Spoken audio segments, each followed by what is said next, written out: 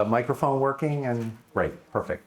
Thank you, Tim, and congratulations to Tim and Elise Graham for the Kappa space.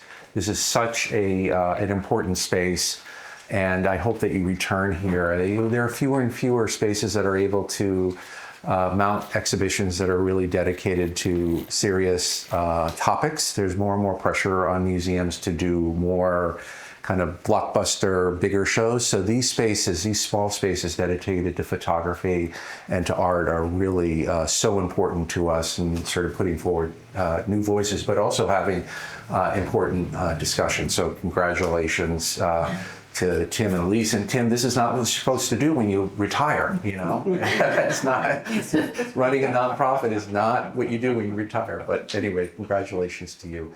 I am so happy to talk today about concerned photography in the 21st century. And I have to say that, as you'll see as we go forward, in the works that we're looking at on the wall are actually from the 20th century. And I think we're going to go back and look at that a little bit. And I'm going to start with Cornell Capa, and then I'm going to lay out some issues related to concerned photography.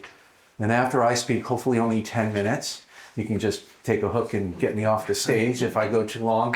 Then we'll go to Paola, and thank you for pronouncing Paola's last name. And then to Victor. Let me say something a little bit about both Paola and Victor before I talk. Paola was a student at ICP when I was the director. And I knew that she was going to be a great photographer, not only by the quality of her work, but just her incredible ambition. I think she visited with me 3 times.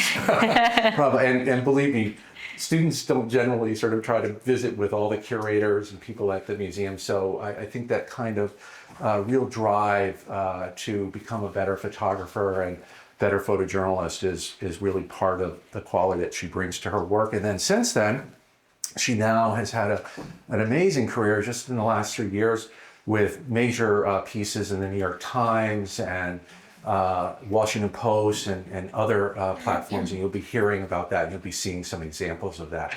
And then Victor Blue, who has been a photojournalist for about 2+ decades, and also a major photographer for the New York Times and Bloomberg News, and then many other platforms as well. And we'll be talking, I thought, as part of our discussion here, I think it's very helpful to learn about what is the role of a photographer and all the different ways that they work. And I think Paola and Victor are really 2 really interesting examples of how a picture goes from being made, being assigned, being made, and then ends up, whether it's in a paper or on a website. But that trajectory is very important. We'll learn a little bit more about that. A funny story that they didn't know each other, and they were in Minneapolis photographing, and they met one another. And Victor and Paola traveled around together taking photographs. So it's also a very collaborative community of photojournalists, as well as they're trying to address what they're seeing on the ground. So as I said, we're going to go back. So Paola's going to speak first after I speak, and then Victor, about 20 minutes each. We'll have a conversation about 50 minutes. And then we'll take any questions that you have as well. So this is really the starting point, at least, of this idea of concerned photography. This quotation is probably around the 1970s. But Cornell Capa had very, very many different definitions of what he called concerned photography. But I thought this was a very interesting quotation that sort of breaks it down a bit. I hope I've made some good photographs. It's very important to Capa, not just a photograph of an event, but what he calls a good photograph. That's something that we can talk about. What I really hope is that I've done some good photo stories. So Capa at this time is not just thinking about an individual photograph, but he's also thinking about a photograph in a sequence, telling the story, and in a sequence telling a story oftentimes with captions. These photographs that you see in the show, for instance, are almost as, the caption is almost as important as the photograph. And definitely the dynamic between the caption and the photograph is very essential. And we'll talk a little bit about how that has changed over time. So stories, captions are critical, and then memorable images that make a point and even make a difference. So I think memorable, point, difference, it's as though that these photographs are for a purpose, they're for an intention. And I know in the Capa space, it's really interesting to see the definition of what you describe as your mission about photographs for social justice and for politics. So that's very much in the spirit of Capa and the types of photographs that he did. He then, after being a photographer, he was a photographer for Life magazine, like many photographers, and of course his world famous brother as a photographer. And then he started ICP in 1974. And that's very important to this term, concerned photography, because that's where he basically created an institution to present ideas about what concerned photography meant. And the core of that institution was his brother's archive. And how do you protect the archive? How do you protect the memories? Remember, this is before the age of digitization. So there was no digital archive, and equally important for Capa was that you could actually have the print, that the print said something for Cornell Capa and Robert Capa and that first generation of photographers, even though they were presenting those photographs within a magazine. And on that point too, I think it's important to remember, because it's easy to forget because of our place now, close to 50 years after that moment in the 70s, and certainly longer earlier. You know, when we think of a print, we think of a market. There was no market. There were no galleries. People wouldn't buy photographs. When the first photography department isn't opened until 1939 at MoMA, and when Weston and Ansel Adams show their photographs in the museum, they have little price tags on them. It's the only way that they can sell their work. There isn't editions. You want that photograph? Oh, I'll make a print for you and give it to you. So there's no 7 or 8 or 10 or 20. There wasn't a market. It doesn't happen until the late 70s. So it's really, or really early 70s, really interesting, this convergence of a museum department a little bit earlier in terms of MoMA, and then other departments at museums, and then the print. But I think that I want to mention that because it also speaks to, let me just see this. It speaks to the idea of art photography. And I say that because that idea of a good photograph, for Cornell, that's an art photo. It's not just about a thing that you're photographing, it's the decisions, it's the way that you're picturing. So this is from 1960.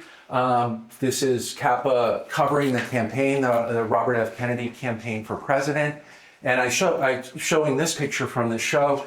This is a great example of a kind of photograph that is communicating something. And I'll let you think about what it's communicating about Robert F. Kennedy through this image where we don't even see his face. All we see is even a fragment, but we know exactly what it says here. And we're right in the crowd. So we're with Cornell. Cornell is with the crowd. He's part of the scene. And he's communicating that energy and that sense of a kind of a community and that enthusiasm of this particular crowd. So, I mean, think about it. You could take a long shot of a crowd, show a big crowd. That says one thing, but when you actually get into the crowd, it says something very, very different. I picked this picture too because I think if you look at all of us consume photographs, thousands of photographs a day. One of the interesting things that I see, and I'd be interested for Victor and Paola, is this kind of photograph is more and more present today than I've seen it. And I would say it's happened probably in the last five years or so. You've seen these pictures, but you're seeing this picture where the hands are blurred. There's a Hegseth picture or the Trump pictures where you see a blurred foreground and you're looking through, and then you'll see Hegseth or you'll see Trump in the image. And I use those as examples, but there are many different examples as well. And I also want to mention that too, because there's always a kind of dialogue that happens between the past and the present as photographers are looking for that good photograph. Good photograph, part of it is creating a photograph that no one's taken. And how do you take a photograph that no one's taken today, given all the images? But then there's this picture here of Perón, Eva Perón and her husband. This is the day, I guess, that Perón has decided that, or not, didn't decide, but he's resigned. And this is more of a, you could say it's a documentary picture, but it's so dramatic because you have someone who made pictures so much a part of their identity and their power. This is almost akin to the toppling of a statue that is being presented as well. So, and the other key part about this picture that I find so interesting in documentary, or I'm using the term documentary, but concern photography, is you had to be there. You had to be there at that moment. There was a really parallel moment that was in the Washington Post by a young reporter. Her name is Olivia. I'm sorry, I'm forgetting her last name, but if you check out the Post, where she showed the plaque being put in the White House that honored those that were killed or injured during January 6th. And I wrote her and I was like, how did you get that picture? And fortunately, she kind of gave me a whole Instagram feed and everything. But she said, I got a tip and I arrived at the White House at 3:00 in the morning. And I said, well, did you take the picture? Because how could you get a photographer? She said, yeah, I took it with my iPhone. But that's an image. If you look it up, it's a very interesting image. But it's an image of you had to be there. And I think one of the things that we've seen in concerned photography is photographers are often not there until after the effect. Professional photographers aren't there after the effect. So you have more and more images that are coming from everyday people, but those are only pictures that are about being there. And I think that that's a really, really different, important distinction as we think about photography and the kind of pictures that are made. And I think with that, another important sort of historical moment to remember is 2007. 2007 is when the iPhone is released. By 2009, there were about 10 million people using the iPhone. And iPhone starts to include video. And video is really important. So we'll talk a little bit more about this change that happens in terms of the everyday do-it-yourself photographer, and then also importantly, the platforms, and we'll talk a bit more about that as well. And then these grave sites, which is a very powerful picture.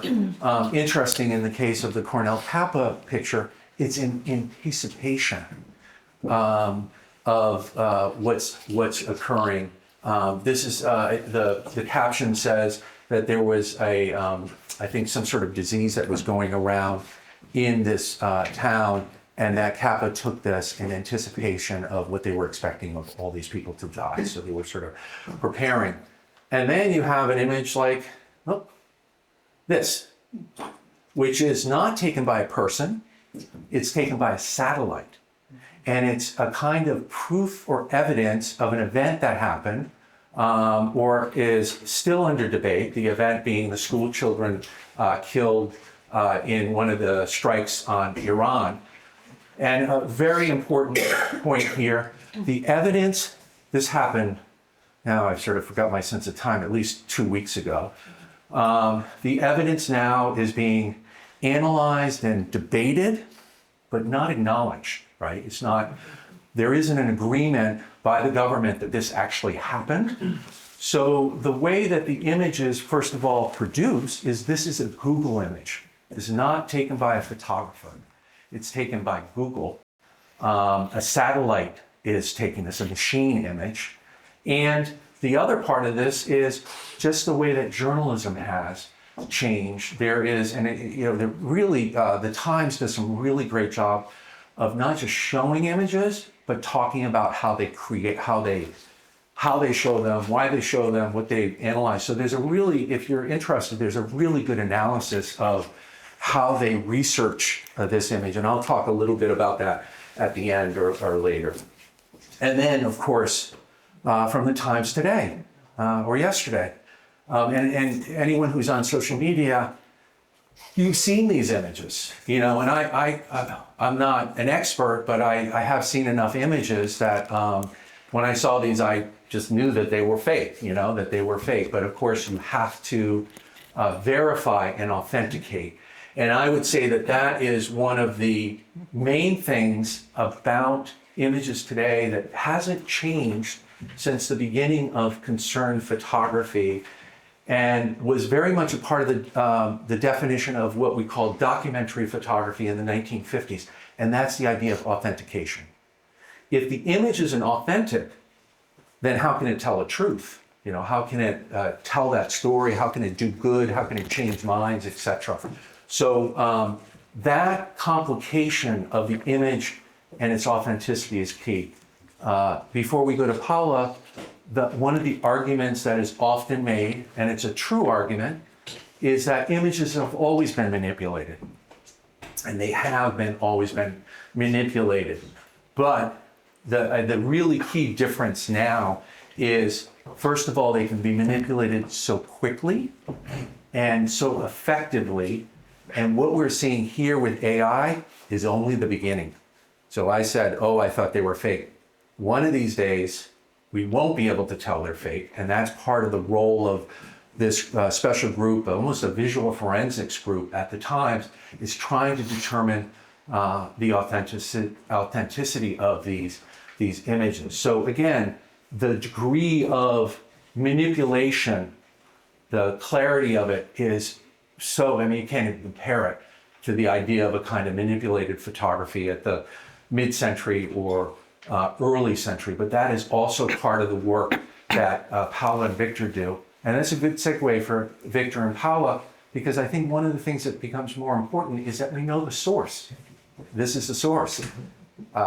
They're creating these images, they're on the ground, they're developing stories. So that connection between a human source, a human creator, and the image that is ultimately created is really is part of the authentication process. So without further ado, I'm going to invite Paola to come up and talk a bit about her work, and then we'll have Victor after that. So thank you.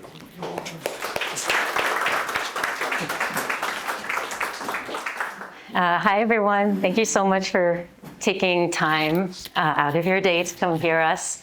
I was very reassured to hear that Victor also has way too many slides, so we're going to try and not make it too long. We have 174 slides. I think we're going to, make it through in 20 minutes each. So I didn't study photography in college. I actually studied political science. I was always interested in world affairs, and never in my right mind would I imagine that I could be an independent. So freelance photography was I just could never imagine that. But during COVID, I was kind of part of the Great Resignation, if you may. And I decided to try it out, and started to learn alongside having another job, getting to know the community and how it works. And when I realized, okay, this is what I want to do, that's when I decided to go to ICP, because I realized, okay, if I'm going to do this, I need some kind of foundation. And so that's where we met. And since then, I've been doing a lot of politics. Where should I click? This way? Yeah. This way. Okay. So there's been, campaigning, elections, and something that is maybe a little bit different about my work is that I work a lot with the opinion section of the New York Times, which means that, of course, the images I make are real and authentic. The difference is that they also illustrate a certain argument. So there is also a little difference in how I make the pictures and how I think of the pictures and how they might correspond to later down the line a certain piece. So that's I included a couple of examples in there. So that was during election night. And actually part of my political work, about 7 months before the elections happened, a lot of people thought that Kamala Harris was going to win. And I became curious to know who are the people, especially in New York City, which is very liberal. That's where I lived at the time. I was trying to understand, okay, who are the Republicans here and who are the people who are actually not, really aligned with Harris, and are we gonna have a surprise come election day? So I started a project on the New York Young Republican Club, and that kind of gave me entry into certain spaces on the Republican side of things within New York, and so that image sort of came from their election night party when Donald Trump was elected. And it's just to kind of give you a little sense of, that image obviously sort of really goes with the argument that they're bringing about. And that's, when the results came out. So there was this really interesting piece in the opinion about, both sides of the spectrum of how, America on the edge, how are both sides really thinking about this election. And so it was actually a very collaborative effort because there were multiple photographers that were documenting different parts of the story. And that's been something really interesting that I started to do recently, is that you'll have photographers that are in different places documenting a moment in time from multiple points of view. And then how does that look like when you bring it together? That was inauguration in DC. And something also that I might want to say about the work that I do with the opinion is that some of the work is more symbolic. It refers to signs, and it can be a little more metaphorical. And for me, it has been a creative outlet as well, because there's this idea that, yes, we're journalists and we're documentary photographers and we photograph the truth. And something that's been interesting for me is also, where do I have that creative leeway within that scope? So those are some images that I made on assignment for the opinion specifically. That was right outside of the DC detention center. So I don't know if you remember, on the night that Donald Trump was elected, he promised to pardon the January 6th rioters. And so there was a lot of activity in front of the prison. So I think there's another picture coming up. That was inside the arena. During inauguration as well. Oh, is that okay? So that was also outside of the DC correctional facility. So you had press, but it was also kind of interesting because some of the press was just buying MAGA hats just because it was cold, and that's all that was there. And so it was just a interesting mumbo jumbo. And so I included 2 portraits of the work that I did on the New York Young Republican Club, which is work that, and then I think that something you wanted to talk about on, how we get commissioned and how work gets published and all that. And so this work was done completely independently. So I spent a lot of time at the New York Young Republican Club in New York City, but then I also met different people who just kind of came there and were from other places. And he was the president of the Rochester University Republican Club. And so, they had a lot of debates on campus, and, they allowed me to come up. And so I actually ended up, it was kind of a portrait series actually. And I interviewed a lot of these people. And so the piece ended up running as a piece focused on young Republican men, more specifically. But through the project, this picture was never published, and it was a really interesting conversation that I had with this young lady who was a social worker actually in New Jersey. And something that I've found interesting in my work is how do I challenge my own preconceptions of like the people, really, like not this mass and this group that identifies with a certain political affiliation, but how do I encounter a specific person and how can I listen? And I think to me, something about concerned photography is that's something that's really important, is how can I extend empathy towards anybody that I meet, regardless of whether I might, disagree or not. And a lot of the time you get surprised. You actually get surprised because you identify with an experience beyond, so an experience is the underlying reason for an opinion, right? And so how do people get to certain opinions? Because they have real life experiences that I'm not going to say your experience is invalid. That's what you live. That's your truth. And so that's just been really enriching for me personally to try and kind of go beyond beliefs that I might have. Those, pass through a couple. Yeah, it was never published actually, but I kind of love that picture. Yeah, so that was No Kings. I do want to acknowledge that my good friend Stephanie is in the audience, friend and mentor. She's the director of photography of the New Republic, and I worked on assignment for her on the No Kings protest in New York City.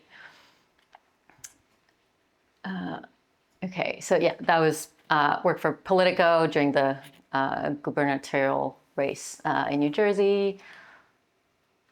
And yeah, I think we touched on different moments of really intense, difficult experiences for the people that we document. And I think a lot of photojournalists have experienced, the ICE raids in New York City. This was taken at Federal Plaza. And, it could be a point of discussion later down the line, but there's really something important about how we photograph. How do we enter and exit a space, and how do we really respect the people and try to understand what am I photographing and how can we, the kinds of relationship that you create and the understanding of what are people's situations. I mean, so I actually had to double check whether I could show that picture because this man was separated from his wife who was claiming asylum from their country of origin in South America. I'm not going to give too many details because I'm still a little but for a long time we were like, okay, these pictures are under embargo. We cannot publish them. I think even Reuters had to remove some pictures that had already been published of the couple because they were like, if she goes back home, she is actually in harm's way. There is a very serious risk that, people would want to find her because she had witnessed a narco-related murder. And so it's like we have to be very, very careful about the pictures we make and how we use them, how we distribute them. So in essence, there's a very, very strong awareness that you have to have about where these pictures go, how you make them. It really goes beyond just the act of taking the picture. And that was Minneapolis. So I got there a little bit later than when really there was a lot going on in the southern part of the city. So I didn't witness as many raids, but it was just so interesting to see how the community came together. There were so many observers really raising awareness in all these neighborhoods about okay, ICE is here. And there was a lot of collaboration, and people were also trying to bear witness. And in that they're all videotaping. They're all saying we're witnessing. This has to be shown and recorded. And so there's almost this this kind of understanding. They know we're here. We know they're here, and we're all kind of helping to remember those times. And create evidence. I think we were talking earlier about that.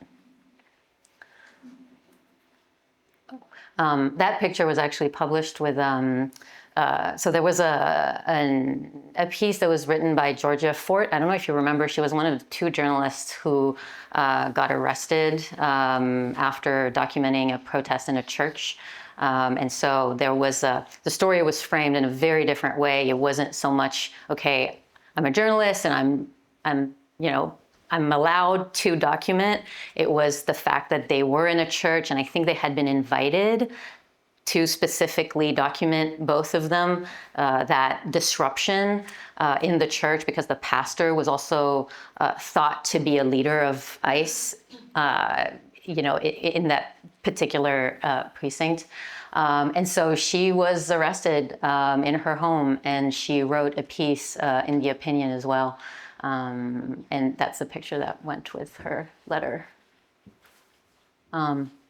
And then I'll go a little bit faster through it, but kind of like on a slightly lighthearted note, but it's also not. I worked on this really interesting piece on Disney and the decline of the American middle class. And just like the point that I want to mention about this story that was interesting was that we were making an economic argument. It was basically the idea that, you're taking Disney as the epitome of American entertainment and showing that, the American middle class is suffering, and access to a lot of just to life in general and to a lot of experiences is really not what it used to be. So on one hand, there's this argument being made, and on the other hand, I'm shadowing this family who is like incredibly excited to be there. And they've saved for like years to make the trip, right? So, despite the hardship of making that financial decision, they're just so happy, and nothing is stopping them, not the rain, not the storm, not the kids that fight. And there was something about, really illustrating the argument that the paper is making, because again, it's an opinion piece, and honoring their experience too. Even if there was almost like a conflicting, sort of like a conflicting thing in those 2 ideas. But yeah, it was long waits, and it was hot and humid, and people were tired, but at the same time, it was really interesting to see the joy that the experience brought to them. Okay.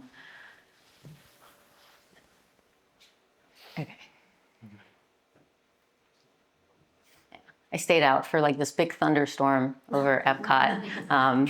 It was really cool. The guards, I was like, oh, can I like stay here and take pictures? And so I kind of like try to like be up that wall, and once the first guard that I met was like on board with me staying in place, when they were doing rotations, they were like, oh yeah, like she's like make sure she's like good, and so they kept passing the word, and so I stayed for a long time trying to like get my shot of like the and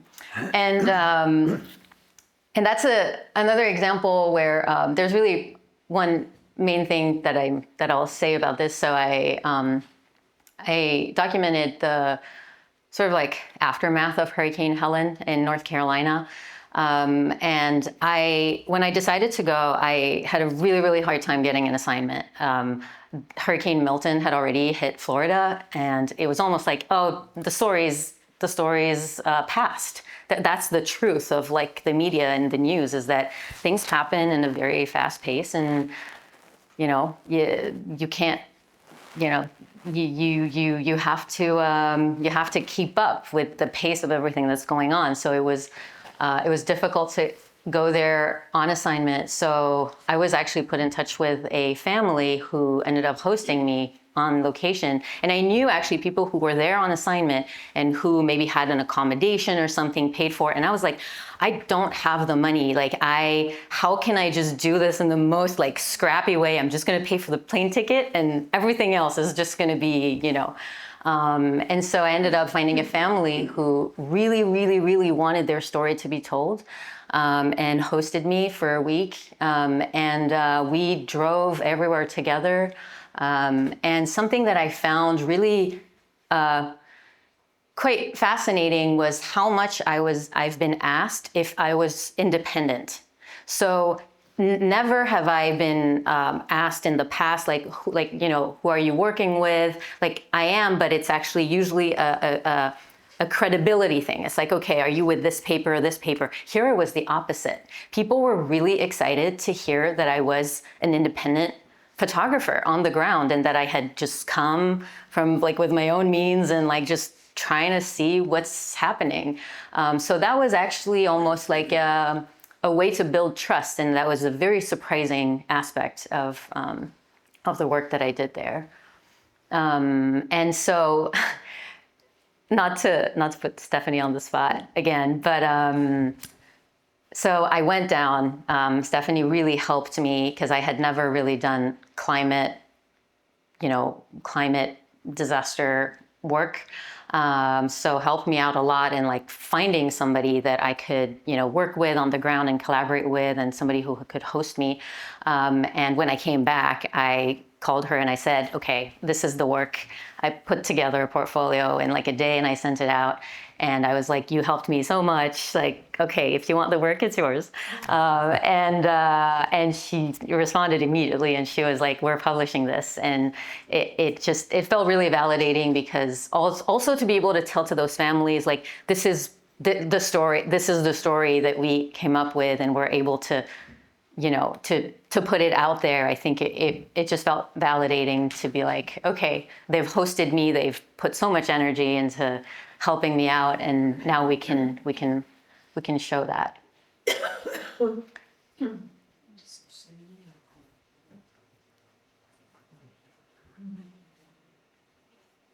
And again, like when we're talking about the work that I do with opinion, with like the symbolic, and like I've really tried, as in my journey, to go from it's kind of like show and tell to work that is a little bit more metaphorical, that maybe raises questions or you don't exactly know what's going on. And something that really struck me as soon as the friend of the person who was hosting me down there came to pick me up in her truck, and she had her sweater pulled up, and so she, I was sitting on the right and she was driving, and she had this tattoo on her forearm. And it's like we were literally in a flood zone following this, this really terrible storm. And there she was with this like tattoo of like a flooded house. And I was like, what is that? And it turned out it was just a completely different, she had had that for like 10 years. And it was actually a reference to an album from a band. And it just had no link whatsoever. And I just found it to be so serendipitous. And I love to see those little moments of magic that you're just not expecting. So those were friends from Ellis in there. So they were displaced from their cabin, and they were able to stay in an Airbnb from a friend. So a lot of people who had like Airbnbs or rentals ended up helping community to, find accommodation. Donation centers and a lot of military help.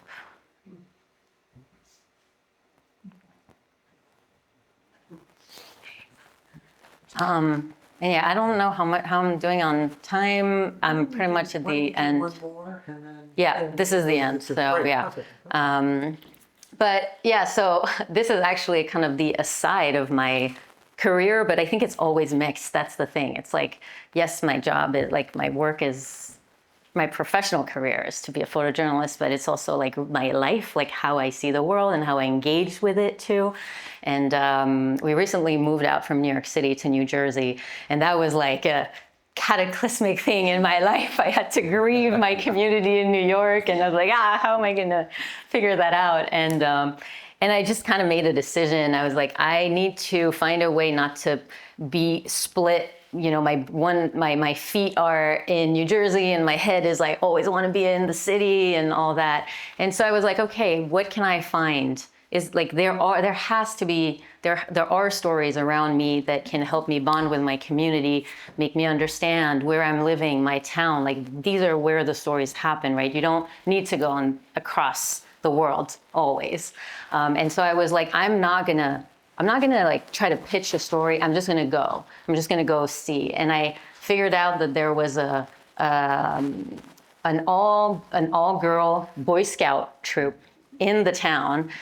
So Boy Scouts have just recently, in 2018, 2019, started to accept girl troops. So there was this troop, this Boy Scout troop of all girls who was in the town, and I just started documenting them, and going to all their meetings and their activities and camping out. And it's just been like such a joy to not have to do work because you have to produce. And I think when we're talking about concerned photography, it's really this idea that like you're trying to understand your environment, you're trying to connect, you're trying to create a relationship. And those were really, really, it's like the structure, but the structure is also a little, they were doing all kinds of things, swimming requirements, camping, learning fire skills and knife skills, and even shooting. And that's a picture I need to make. But yeah, so that's me. Thank you.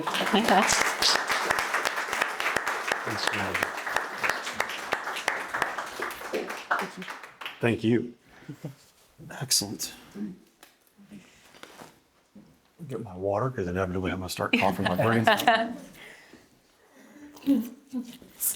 Thanks, Paola. That was excellent. So fascinating to see the variety of stories that you're working on. It's awesome. I'll pick up where Paola left off. As David said, I've been a photojournalist now for a little over 2 decades.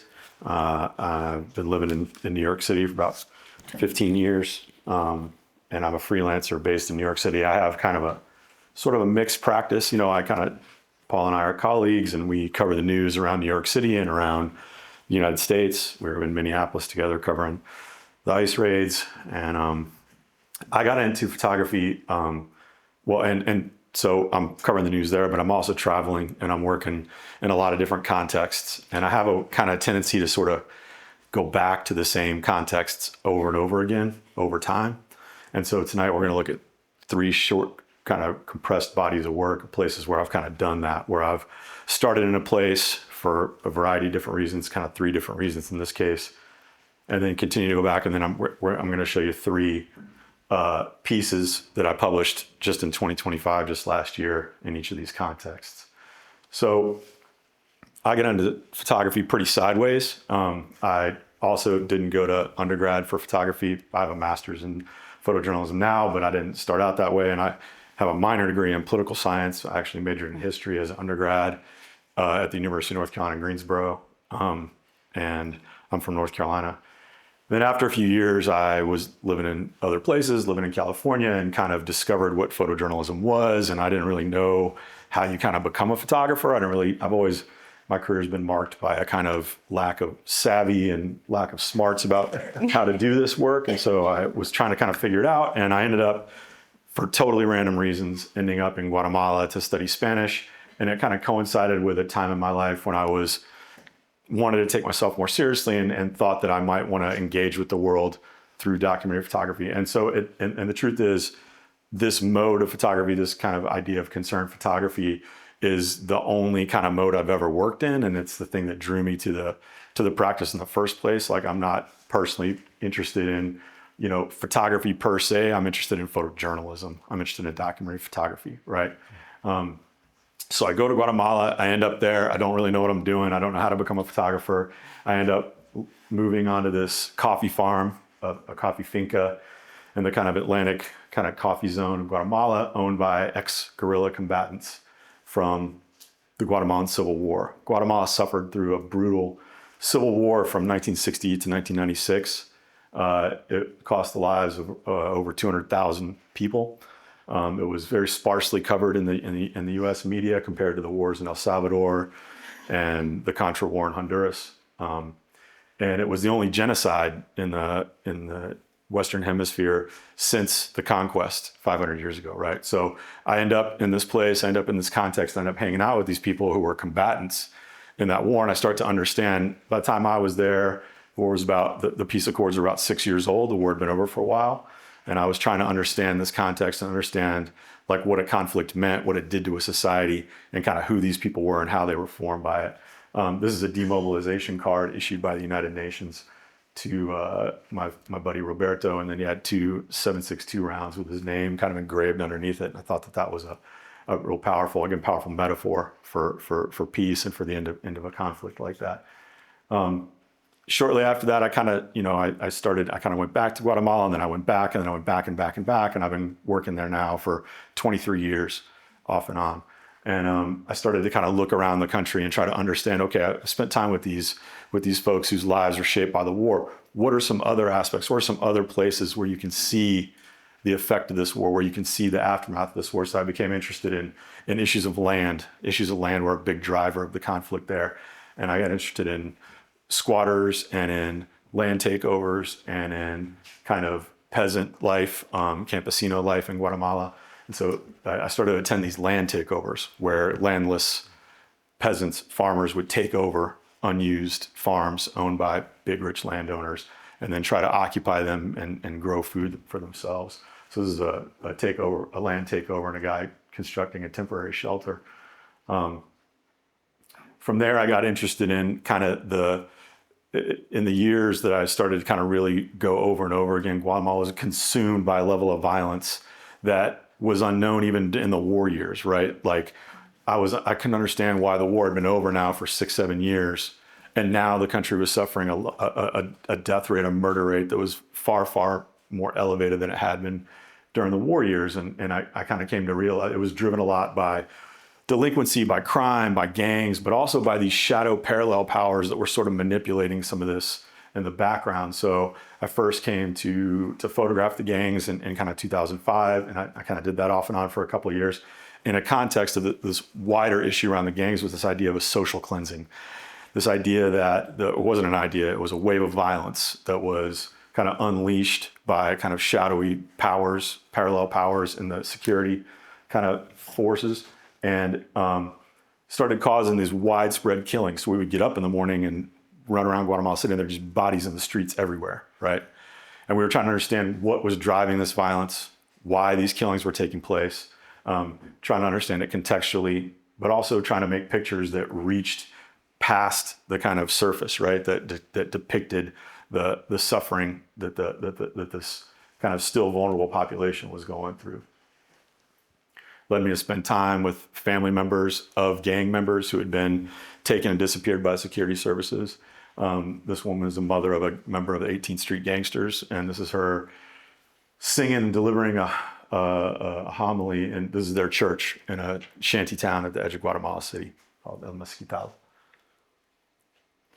So I was doing land. I was interested in land. I was interested in violence that was unleashed on the country. But the thing that really captured my imagination these years was this search for a kind of historical clarification and a reclamation of human rights in Guatemala from the war years. And so in 2003, kind of randomly, I found out about and then attended and photographed my first exhumation of a mass grave. And this is a skull being unearthed in the town of Cornell Capa, a town that had a massive clandestine grave close to a Guatemalan military base. And it kind of blew my mind, right? Like I kind of attended this. I was there for 3 or 4 days. I met the Guatemalan forensic anthropologists who were the ones conducting the exhumation. And then the scene was just amazing to kind of witness, right? The population of this town and people from all over who were on the hunt for their missing loved ones would come and gather around the open graves, looking and searching for any shred of clothing, a pair of boots, a bag, anything that would identify the victims in the grave as their loved ones. And you can kind of tell by the character of the people surrounding the edge of the grave, the indigenous community of Guatemala suffered the brunt of the military violence in those years, right? By the Army's own admission, there were over 400 villages that existed before the Civil War that didn't exist anymore once the peace accords were signed, that were wiped completely off the map. And so, an interesting aspect of Guatemala is that the population is heavily indigenous, right? That it's a majority indigenous population, which is distinct from most of Latin America at this point. And that population was the target of the genocide. So I did this for years. I went to these exhumations, and then eventually I would go to the inhumations, right? Once the Guatemalan forensic anthropologists had done an analysis of the remains, studied the cause of death, the mechanism of injury, and then returned, when possible, the remains to the family members. When people were identified, return them to the family members so they could give them a dignified burial and kind of reclaim their death, reclaim their history for their family. All of this process kind of, was also a big, bubbled up into kind of into the political realm and was influential in Guatemalan politics, kind of back and forth, and culminated in 2013 with the trial of this man, Efrain Rios Montt, who was a dictator who seized power in Guatemala in 1982. And by some accounts, over 10,000 indigenous people lost their lives in the first 6 months of his rule, right? He unleashed a counterinsurgency military campaign on the countryside that cost the lives of tens of thousands of indigenous Guatemalans. And he was convicted in Guatemala in 2013 of the crime of genocide, the only head of state in the world that's been convicted in their own country for the crime of genocide. Guatemalan civil society rallied around and found the strength. This guy had run for president. I covered his presidential election in 2003, right? He was in the Guatemalan Congress. He was a very powerful figure, but he was eventually convicted. Now, his conviction, unfortunately, was overturned on a technicality, and he died before he was able to be retried. But it was a landmark and kind of moment for human rights across the world, but especially in Latin America for the crimes of the 80s there. So I was doing all this work in Guatemala. I was going back and back and back. I was kind of enterprising stories and sometimes I was covering the news. Sometimes I was trying to find stories on my own and develop them and collaborate with publications to publish them. And after the Rios Montt trial had been in 2013, I'd been back to Guatemala a bunch of times since then. But I was on the hunt for another trial. I was really interested in this idea of transitional justice. I wanted to find another trial of war crimes that wasn't as emblematic and that wasn't as famous as the Rios Montt trial, because they were always ongoing. And I attended a few different ones. I showed up in court a few times when this general or that general was being tried, or a couple different examples. And then finally in 2019, I had the pleasure of finally meeting the Achi women. The Achi women were a group of indigenous women from the area of Guatemala known as Baja Verapaz and Raminal. The Achi, Guatemala has 23 distinct language groups, right? The 23 distinct indigenous languages. Achi is one of them. These women had come together in 2011 and began to organize themselves and to talk, to tell each other their stories, and to eventually launch a court case to convict the men who had raped them during the Civil War. So all of the women in this group, it ended up becoming a group of 36 women. They all suffered massacres. They all suffered their husbands and fathers and sons and mothers they all have members of their family that were killed in the violence in Baja Verapaz in the early 80s. But one of the things that kept happening when they kept talking to investigators is that they would always tell these horrific stories, and then they would say kind of at the end of it, oh, and also they raped me. Also, they raped me. And eventually they got together, told each other their stories, and realized, wow, we should try to seek justice for this specific crime, for the specific crime of rape as a weapon of war, because it was clearly a systematic tool used to repress this population, right? So they got together, they did a bunch of investigation, and the men that they tried to prosecute were members of what we would call paramilitaries, but they were called civil defense patrollers. So I met them in 2019, just before the pandemic, December of 2019. I went down there, spent about a week. I met them one day walking around Guatemala City, kind of from that first picture, and then was really taken with them. I thought they were kind of an amazing group of women. They were sort of incredible. And so I decided I traveled up to their kind of home villages to interview them in their homes, right? To talk to them, get a sense of who they were and why they were driven to seek justice after so many years. And so then I returned and I tried to publish a story. This is an interesting kind of aside about the vagaries of the journalism world, right? Is I shot these portraits, I made these interviews, I kind of consolidated all this information, started collaborating with a publication to publish the story. Was unsuccessful for a bunch of reasons, namely COVID being the main one. Tried to revisit it in 2022, wasn't successful publishing it again. Saw the women in 2023 when I was there on a different story covering a presidential election. Kind of kept in touch with them. And then finally in 2025, they were like, hey, the second trial, it's kind of a complicated legal thing, but the final trial, the final phase of this is taking place. You should come down and photograph it. And without an assignment, without any kind of, I was just like, I got to jump back in this story. I got to get back on top of this. So I flew down, started hanging out with the ladies, was riding back and forth from Guatemala City with them to court, was, attending the court hearings, and got together some material, got like an initial reporting trip, and then eventually came back with it, showed it to my editors at the New York Times Magazine, and they were like, this is a great story, we want to do this. And I thought it really said a lot about Jake Silverstein, the editor of the New York Times Magazine, and Jessica Dimson, the director of photography, that that they even wanted to do. If you were to like open up a ChatGPT window and type in who are like the most marginalized women I could possibly imagine, these ladies would be like at the top of your list, right? They are fabulously poor, right? They're the victims of genocide, victims of rape, victims of massacres, right? They own nearly nothing. And they've lived all these 40 years as neighbors with these guys, the perpetrators of their rapes. Some of these women live within 200 meters of them, and they have for all this time. And their communities have known about this, but have kind of painted them as, prostitutes maybe it was their own fault, that these guys are blameless. And so it was a really important kind of drive for them to have a kind of historical clarification around these crimes. These are the three perpetrators that were on trial last year in the court.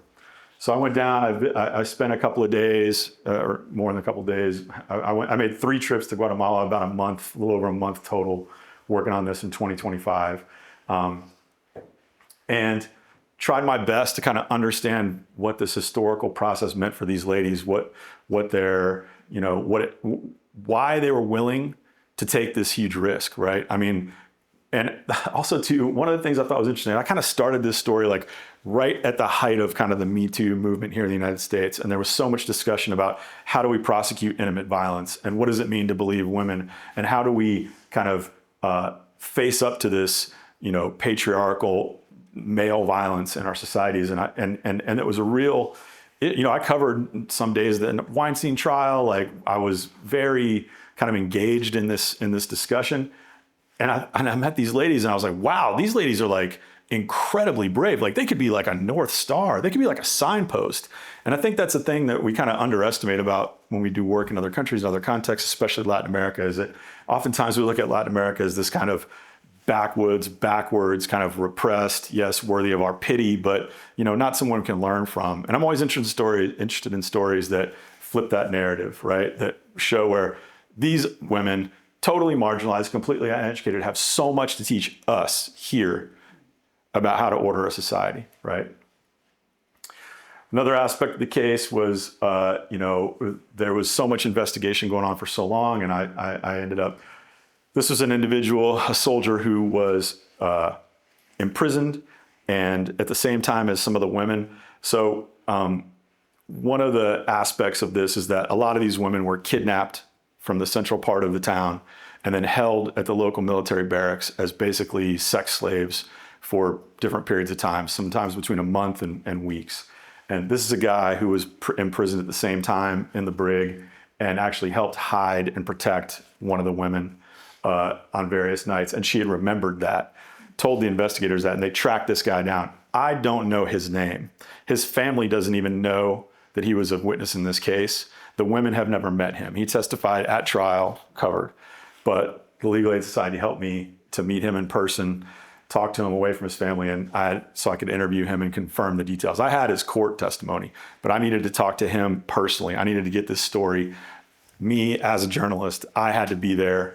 I had to talk to him in person and make a picture of him that he couldn't be identified in.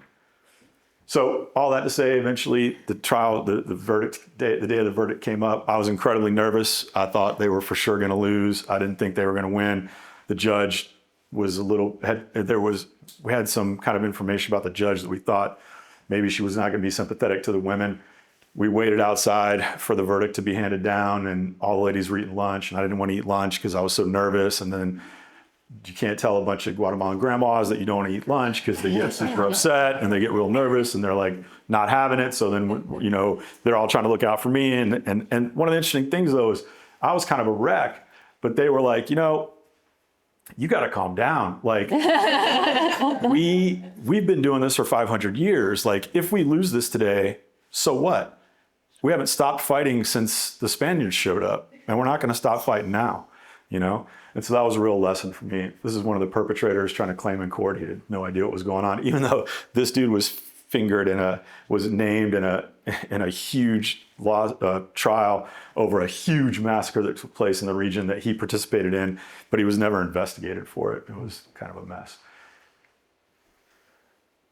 Doña Paulina here in the center is crying as the judge reads out the verdict, right? Kind of slowly as the judge, a 3-judge panel. Guatemala has a different legal system. They don't have juries. They had a 3-judge panel. As the judge started reading the verdict, it started to become clear that the ladies were going to win their case, that they were going to vote for conviction. And they did. And the 3 men were sentenced to 40 years in prison each for crimes against humanity. It was a kind of unprecedented sentence in Guatemala. My birthday was the day after this, and like I said, it was like the greatest birthday present I ever received.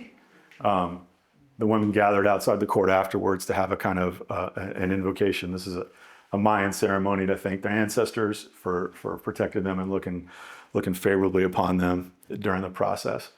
But after the trial was over, I knew that I didn't have all the elements I needed for the story. I didn't know that I had everything I needed. And so I knew I needed to return to Rabinal. So I rode with them in the bus back up to Rabinal, 5-hour drive through the mountains, and spent another week or a little over a week there reporting out everything else I needed to know, gathering documents, interviewing other witnesses, visiting them again in their villages, talking to them about how they felt after the verdict. But I also knew that one of the women, Doña Maria Candelaria, standing here, was one of the women who was left pregnant. Not many women were left pregnant from their rapes in these years. She was one of the only ones who carried a child to term. She had a baby from the rapes and had raised her. And at this point, that child was in her 40s. And I knew that for the readers that I was trying to reach, the people I was trying to make interested in the story, care about it, understand it, I knew that I had to figure out a way to bring that reality home for them, right? And so I was able to convince the daughter to come and be photographed. Let me shoot her portrait with her mother so she couldn't be identified, because nobody knows that she's a child of rape in this community. And to me, like I said, it was important to bring the reader full circle on this, right? All of us are busy people. We live in the modern world. My job as a photojournalist is to make the stories valuable enough for you that you need to look at this story, that your life is going to be better after you spend the 15 minutes it takes to look through my story, right? And so I knew that I needed this to deliver for the reader. And that's how it ended up on the cover of the New York Times Magazine last summer, the 36 who fought back, with Doña Paulina out there in front. So that's a kind of quick trip through my work in Guatemala. I began working in Syria in 2012, right after the start of the war. I was, following the Arab Spring from afar, but I never really went and covered kind of the news of the Arab Spring. And then the civil war in Syria kind of kicked off, and it started as a revolution very quickly because of the repression of the Assad regime, became a guerrilla war. And I went in 2012 and did a magazine piece for Harper's Magazine about the opening of the war in the Free Syrian Army and documented a massacre there. And in 2018, And in 2016, I covered the battle for Mosul, Iraq. I covered the ISIS caliphate and the destruction of the caliphate. And a year and a half after that, in 2018, I wanted to return to take a look at the destruction of the twin ISIS capitals. I thought that was a really important thing to look at, right? Because we'd had this, everybody remembers ISIS, remember those crazy times, those crazy photographs, the black flags. And it was wild to me that the way that we won this conflict against ISIS was, kind of through like World War I technology, right? Like through like the incredible use of artillery, yes, airstrikes, but honestly, like everyday artillery, 155 howitzers did a lot of this destruction, right? Placed outside these cities. The Marine unit that was based in Ainis or Hasaka outside of Raqqa fired more artillery rounds into this Syrian city than any U.S. military unit since Vietnam. They actually burned through 3 howitzer barrels as they did it. And so I wanted to come back and make a kind of record of what that destruction looked like, what it meant, and the kind of overwhelming force like that. And I also decided to photograph kind of this in a format that could kind of like get at the scale of it. So I shot it on these really big negatives on this very unwieldy, large panoramic camera that was not a great idea to bring to Syria, but that's what I decided to do. So I've been back to Syria a couple times, over the years. I'd worked there on 3 kind of projects over the years. And then in January 2025, I made a trip. In December of 2024, the Assad regime fell. You guys remember the news, big deal. Western media finally ran in. Everybody went to Damascus. It was an amazing moment. I went in a couple of weeks after that, like the first week of January. And, I did this piece for Harper's Magazine called The Grievous Country. And what I was interested in was I was like watching the news and I was listening to the commentary, and I was struck by the degree to which kind of the Washington consensus, like this historical event, the fall of this like historical dictator, like these guys, and this guy and his father were among the most brutal rulers of the 20th and 21st century, like almost unparalleled, right? Killed 100,000 people, tortured another 100,000. And the entire discussion was about what it meant for the United States, right? What it meant for our security. And I found that to be, kind of beneath us, honestly, sort of gross. So I wanted to go back and grapple with the loss. I wanted to go back and grapple with the human rights violations. I wanted to go back and grapple with the sadness and the opportunity now for everyday Syrians to grapple with the death that they'd suffered, the loss they'd suffered, right? This woman was a survivor of a gas attack in the neighborhood of Ghouta in 2012, right? An attack that this was the Obama red line. Do you guys remember Obama's red line, right? Obama, our, liberal president out there to save the world, improve our country. Yeah. And then, he was like, there's a red line. If Syria uses chemical weapons against their own population, we're going to go in there and take these guys out. And then he did it. And this woman survived it. And then immediately he backed off that red line and refused to do anything about it. For years, people had argued about if this attack had even happened or not. And for me, it was a priority to get to that neighborhood and interview people who had survived it and be able to say for sure that it had happened.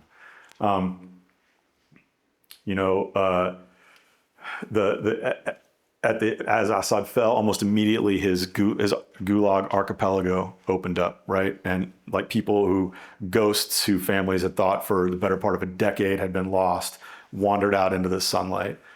This is a Palestinian Syrian who was kept in the Sednaya prison and was beaten so bad. This is the still healing scar of a surgery they had performed on him to repair damage to his internal organs from torture inside Sednaya prison. It was still that fresh, when we were there. Graffiti in a prison called Tadmor that was actually a prison run by Hafez al-Assad, the father. And I had the opportunity to go all the way up and visit the front line in Manbij, the very edge where kind of some of the last fighting was happening between formerly US-backed Kurdish rebels and Manbij, a kind of motley crew of Manbij fighters. It's about an hour northeast of Aleppo. And, get a sense that, I wanted to infuse this piece with a little bit of, uncertainty about the future and conflict moving forward. Oh, and we got to visit, this is Taftanaz, the town that I covered from Harper's in 2012. And and revisit the massacre that we had seen then. A victim of Sednaya, reintegration of former regime soldiers by the HTS. Assad's Tomb of the Unknown Soldier. They have their own. Fascinating. With HTS soldiers gathered at the edge of it. And this is how it appeared in Harper's Magazine.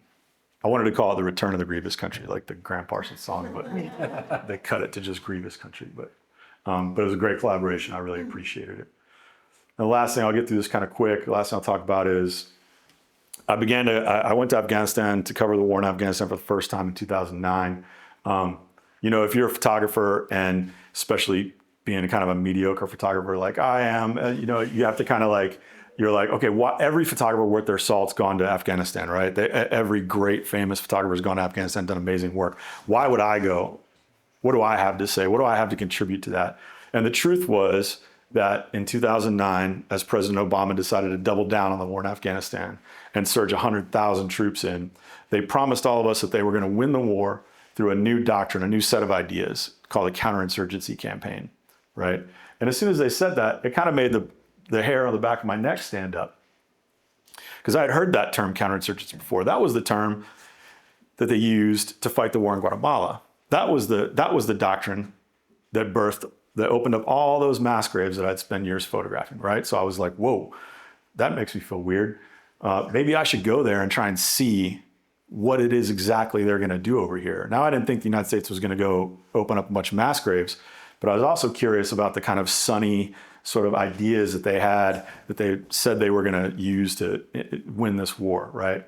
And what I found was a very uneven and kind of complicated application of this unwieldy set of ideas that once those met the reality of like Afghan village life, nothing worked anymore. Like they didn't translate anymore. So I spent the first few years going and doing what we call embeds. I was part of the embed program, where you apply to the Pentagon, apply to the DoD to accompany U.S. forces as they kind of conduct their combat operations in the country. So you go there, you sleep with them, you eat MREs, meals ready to eat with them, you travel around with them, and if you're willing to go out and patrol with them, you take on the same risks that they do as they're out walking around the hamlets and villages of southern and eastern Afghanistan, the kind of Pashtun heartland where the war was taking place. A lot of people there was a lot of debate around the embed program, and there was kind of some confusion around it. I would say at this point, with the current DoD and that we have now, it was sort of an unalloyed good, right? Because you could, and it wasn't a censorship program. You did sign ground rules that you wouldn't reveal troop movements or certain things that were actionable intelligence for the enemy.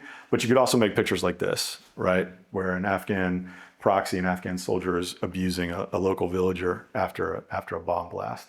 Or you can make pictures like this, where a raid on a compound has, ruptured the kind of daily family life for this woman and her kids. So I really enjoyed and appreciated my time covering fighting people, covering the U.S. military. I felt kind of like, like Paola was saying, there was so much opportunity there to get kind of behind the surface and try to kind of understand these folks, understand their motivations, understand what they were doing on a kind of deeper level. Like a lot of, as you were saying before, a lot of your that's a great thing about being it's actually the best thing about being a photojournalist, is all your preconceptions. The minute you get in the field and step out of the vehicle and you walk out on patrol, they all evaporate. They don't matter anymore, because none of those preconceptions fit with the complexity of the actual world you're trying to document. And then all you have is the tools in your belt to tell a story. How am I going to communicate this extreme experience to people who thankfully are never going to see it for themselves? Hopefully. This is Norzia. I did a project in 2017 about victims of remnants of war, unexploded remnants of war, ERW. She was a young woman who had lost her legs to a leftover landmine. And as I said, you're out, you're walking around with these guys, they step on an IED, it happens right in front of you, and you start making pictures. Like that's the calculation, So I did this for a while. I did this 29, 10, 13. the United States began to pull out, started to end their kind of combat operations in Afghanistan. It's really dark to see that one. Those are some crying Afghan soldiers after they've lost a bunch of members of their unit. It was a ramp ceremony for a U.S. service member killed in Kandahar. Then in I was going to Afghanistan for years and years and years. Then came August of 2021. I was there. I went back in August to try to photograph. It was clear that the country was teetering. It was clear the Taliban were making rapid gains and were kind of eating up the country. In the early weeks of August, everybody was trying to figure out how long it would take the Taliban to take over. And then on the morning of August 15th, they marched into Kabul. And the entire Western news infrastructure and diplomatic infrastructure ran to the airport and evaporated. And a very small crew of Western journalists made the decision to stay behind and photograph. And I was one of those people. I stayed as the Taliban came into town. So this is a Taliban unit driving into Western Kabul on the afternoon of August 15th, 2021. And almost immediately, this forced a kind of reckoning with the end of the war and, frankly, the lies that we've been told about this war for 20 years, America's longest conflict, right? And all of a sudden, we had to start hanging out with the Taliban. We had to start dealing with them as individuals, as the now legitimate government of Afghanistan. And I started figuring out ways to photograph them and try to get in and understand what they were all about. And at the same time, document what this meant, the changes it meant in Afghan society, what this meant for people who are going to suffer under a Taliban regime, specifically women and schoolgirls, especially in the capital. This is Khalil Kakani on the first Friday prayer after the Taliban took power, the brother of the leader of the Haqqani network. This is a photograph of the evacuation in the Kaya, the Kabul airport. A victim of the tragic bombing that killed 13 U.S. service members and over 200 Afghans outside the airport during the evacuation. Quickly, the Taliban moved to kind of reorder Afghan society, and it was also wild too to see how fast, and how easily the Western project in Afghanistan was wiped away. Right, it was a house of cards. It was a house of cards that stood and then fell. An Afghan women's protest in a park in downtown Kabul. 2022, I went back again. I actually made 2 trips to Afghanistan in 2022, and I made a film for The New Yorker where we embedded in a Taliban Sharia court in southern Afghanistan in the Taliban heartland, because we want to understand, here in our kind of understanding, Sharia is like a bad word, right? It's glommed onto by the right. It's going to replace American law. Muslims don't belong here. The Muslim religion is fundamentally incompatible with Western values, yada, yada, yada. I don't believe any of that. But what I wanted to do was see, what does Sharia look like when it's a force for stability, when it's a force for fairness and justice? What does it look like when it replaces a corrupt system put in place by us, right? So I'm very interested in this counter narrative and trying to flip that on its head. Right. I think I'm probably out over time. Yeah. Yeah, let's do it. Thank you. Yeah.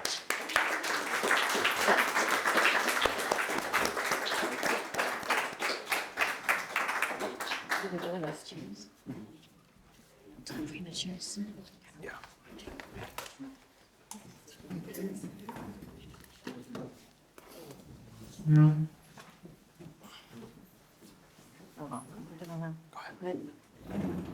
Thank you both. You raised so many issues around your work, and I actually wanted to start with something that you both talked about, which is this idea of empathy and a kind of embeddedness with, in your case, the Disney people, and then Victor, in your case, with the war.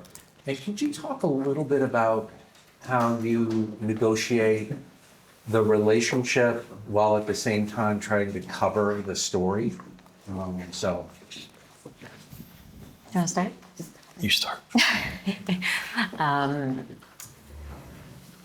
I mean, I don't know that the response is as complicated. I think that there's really something about the attitude that, I think people can see when you're genuinely trying to understand what their experience is. And they're also not, they understand the context. They're not like, we, in the case of Disney, I mean, they know that they've been saving up. They know that the costs are crazy, that, life is increasingly unaffordable, and they're trying to make light of it and make the best of it. But I think they also are very aware of the context. And so, when you're coming in and you're really just being transparent about, okay, this is what, we're trying to do, but having honesty about what the different parameters of the story are, and that at the same time you're trying to be as close as possible to documenting their experience. They reciprocate that trust. So I think it's really about the way that you get into a story, the way that you're authentic with people, and showing the effort of how you're representing them. The idea of like not misrepresenting for the purpose of an argument, but really, honoring the multiple facets of a story and them in that. There's a lot of famous Capa quotes, and my favorite one is a kind of lesser known one from Robert Capa. And what he said once was, a secret to being a good photographer is to like people and let them know it, right? And that's like very central to my practices, because I really do like people. Like, I love learning from people. I love the experiences I have spending time with people. I love understanding people. And understanding is really the key thing that I'm focused on, right? Like, I'm not interested in celebrating anyone, and I'm not interested in demonizing anyone. I want to understand them. And that helps, because I do a lot of stories where at times I do stories with people for whom I have a lot of affinity, right? Like the Achi women, who I really, have a lot of affinity for their struggle and what they've been through. But I spend a lot of time with Taliban fighters, and I don't have a ton of affinity for their worldview or their movement. But it's important that I understand them, and that I'm open to the reality of who they are, rather than the caricature or the kind of received wisdom of who they are from our political and military leaders. In fact, that's like a pretty good definition of my job, is to get underneath the received wisdom, the handed down wisdom that our political and military leaders give us. And that's why we have to, as you said, you have to be there. That's why we go out and that's why we're on the ground, is to get behind the easy solutions and the cliches that were handed down. Yeah. Well, I have to say that I don't know if I can speak for the group here, but even from my perspective, working with photojournalists, it's just always a reminder of your presentation of the time, the journalism that happens before the photograph and after the photograph, which I don't think is necessarily as recognized, that particular role of a concerned photographer or of a photojournalist. And so, with that in mind, maybe I'll start with you, Paola, because you just started, but tell me a little bit about, and Victor, you can talk, tell me a little bit about how you've kind of learned that muscle, because it's very, very different than, taking a picture per se. I shouldn't make that much of a distinction, but it's very different. And so how have you cultivated your sense of being a journalist along with taking pictures? Yeah, I mean, a lot of the trust that you're building with people in order to, like, access is the main thing for us photographers. We need access. We need to be there. So the trust that you build with people without the camera, there's a lot of work that happens without the camera. And I think something that, can be a good lesson for photographers when we're, coming up and starting to do the work. It's not about like, let me get the picture, snap, snap, snap, as quickly as possible. Let me get the best shot. It's actually not that. It's really like, what's your attitude? How much are you trying to engage in the relationship that you're creating? And this really genuine way that you want to understand people, as Victor was saying. And so, unfortunately, it's a precarious thing to do. I mean, at a much larger scale, Victor was talking about, all of his trips to Guatemala and some of his stories that never get published. Like I was working on a story in New Haven about outreach workers so formerly incarcerated people who, after they get released from prison for really serious crimes, a lot of it is murder, drug-related offenses, they get released and then they actually turn around and they try to make good in their communities. They try to lead by example. I worked on that story for weeks and tried to pitch it for an entire year. And Victor was talking about on years on end, you're saying look, I believe in this story. I think it should be put out there, and it's just crickets. And it's you're just. But I think to do the job, you have to do it for yourself too. It's just.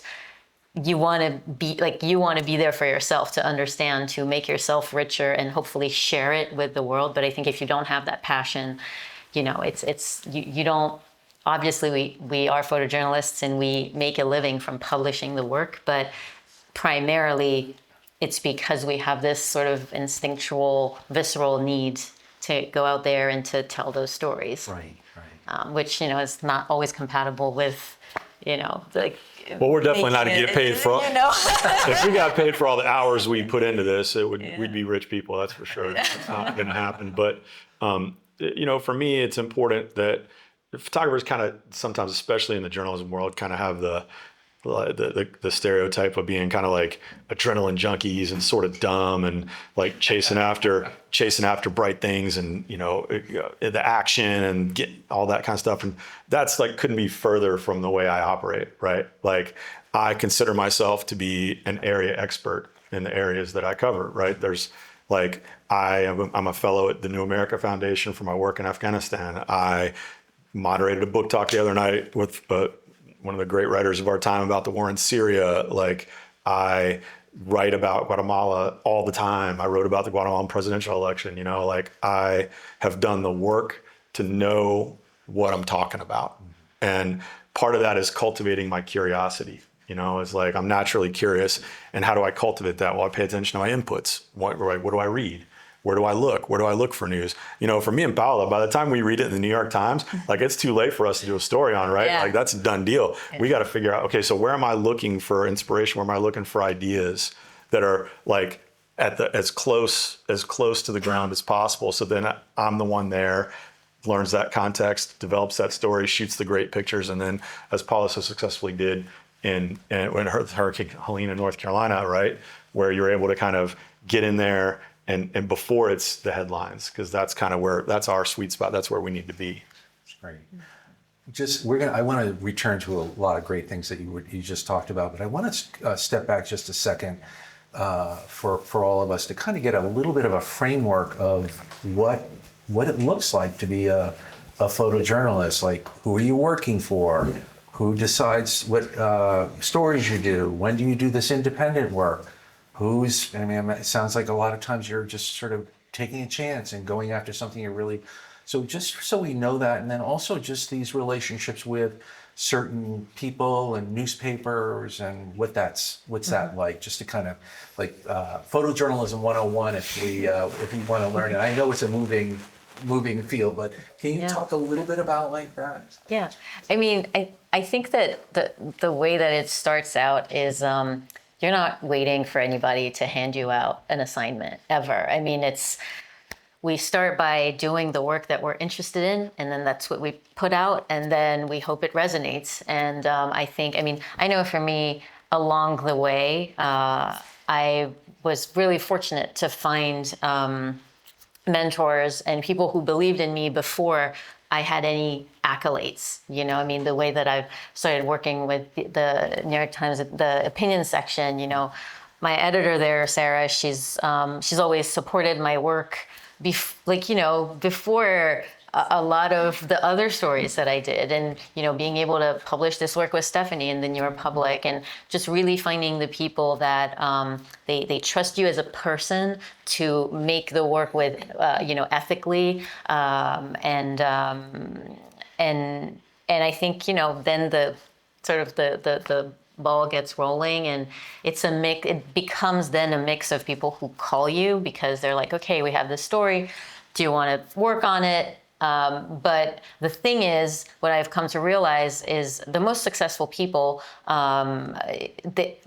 don't get to a point where you're sitting by the phone and like, oh, now I'm good. Now I'm like recognized enough, and so I can sit on my butt and wait to get the call. Like even the most prominent photographers, they are themselves the motors of their own stories.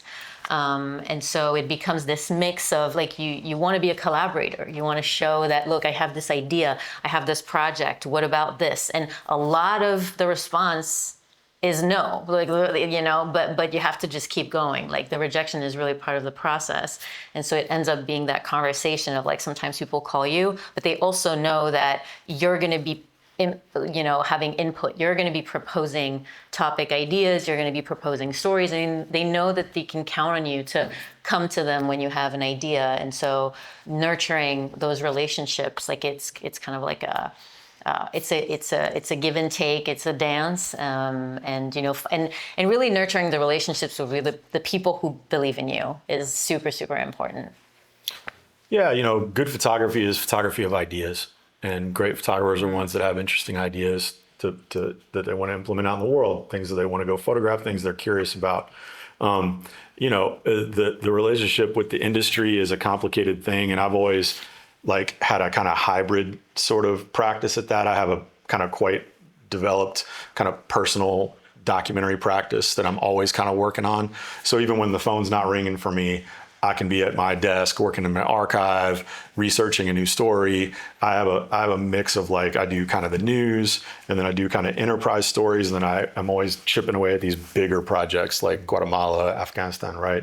And so that kind of keeps me going. But, you also kind of build up a track record over time, hopefully for good. I tend at this point to, when things are going to be bad, they kind of call me, I think I had a conversation with an editor one time, like, you guys like the pictures, right? You're not just calling me because I can take a lump, because I'm willing to get smacked or hit over the head or whatever. No, we like the pictures. Like, just making sure, So they do kind of. And it's the quality of the imagery, but there's also at the level that Paola's working at, level I'm working at. When you get called to be on one of these assignments, there's a degree to which I think of it as, can I take the story and put it on my back and carry it for the reader, right? Am I responsible enough to be making sure that I'm covering every aspect of the story that's important? And I'm not just, making the good picture in the moment. Am I keeping tabs on what's happening across town? Am I keeping tabs on, the other side of this story? Am I, of course, they're out front, but am I also paying attention to the quiet moments of the story to reveal as much as possible for the reader? And once you kind of learn how to do that, and people sort of recognize that you can do that, that's like an extra added value. When we show up in a place, we're not waiting for an editor. We're not sitting in the hotel waiting for the editor to call and say, hey, there's a thing, so go do this thing. No, we're I covered Hurricane Maria, and we were the first ones in after the storm hit the ground. Had to find rental cars. The whole island's flooded. Found a car, and we were filing pictures within an hour and a half. That's why they call, because the Times knows they're not going to call from me saying, "Oh, there's an excuse of why I didn't file a picture." They know that I'm going to find a way. So part of it, you get it done. You get it done. You really are good. So tell us a little bit more too about this different, for lack of a better term, kind of hierarchy of Magnum. People who are fully employed by the newspapers, which seems somewhat limiting in a funny way, and the freelancers, and how does that kind of all mix together as you're trying to find, and you sort of suggested in a way that you really have a kind of identity of what you can do, but how do you navigate that in terms of the kinds of stories you're thinking about and projects? I mean, there was kind of a golden age of photojournalism, and a lot of the photojournalists were staff photographers. They had really big newsrooms with photographers who they could send to multiple places, and that's completely dwindled. I mean, you probably heard that the Washington Post just recently laid off their entire all their staff photojournalists. They kept a couple of the kind of main photo editors on staff, but it's really sad. I think the value that photojournalists bring to a unique point of view is just almost no longer. And I mean, now newspapers do rely a lot on freelancers.